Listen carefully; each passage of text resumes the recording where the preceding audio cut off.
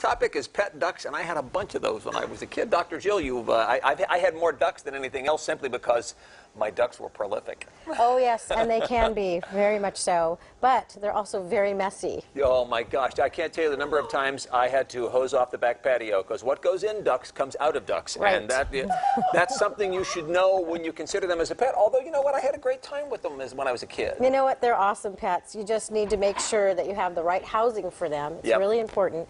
Plenty of water, right? And lots of food. As you can see, he's picked through all of us. He even tried some of your sweet potato pie here today. I think he preferred the banana. You know, the water thing is important. My dad and I built a little pond in our backyard, and we got an old, to my mother's dismay, a bathtub from the thrift store and had that back there as well. Fabulous. Come on, ducks and water, they go together. We use a kiddie swimming pool for Walter. He's actually my pet duck. And, you know, you need to protect them from predators. Walter actually was attacked by a raccoon. He has a big old hole in his beak. He survived the attack. Their food. I also want to make mention, don't take your domesticated pet duck and put them back out in the wild. A lot of people make that mistake and they just don't survive.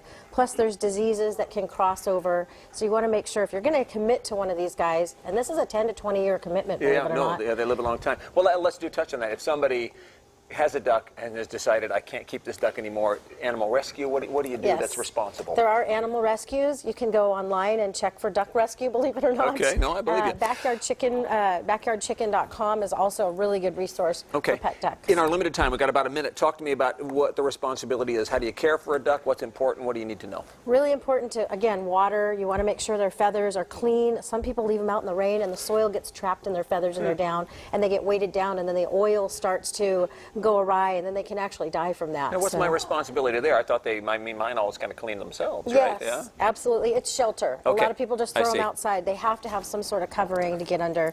And then also, I want to make mention, duck eggs are actually a little bit healthier than chicken eggs. Really? Hard to believe. Higher in omega-3s, larger, more calories, but a lot of people are afraid to eat them, and they're actually just as fine to eat as chicken eggs. I'm assuming Walter has never laid one. That is correct. Okay, that's good to know.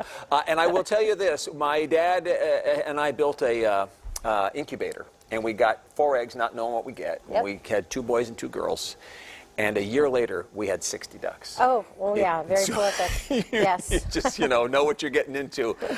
They're a handful, but they're beautiful, and mine were fun pets. Thank you, Dr. Jill. Thank you. Always a pleasure to have you here. Walter, you were a perfectly well-civilized guest on the program. Back over to you, Christiane. All right. Thank you so much, guys. And if you want to schedule an appointment with Dr. Jill, just check out her website. You can go to drjill.com or give her a call. The number is on your screen, 916-989-0738. I definitely want to play with Walter.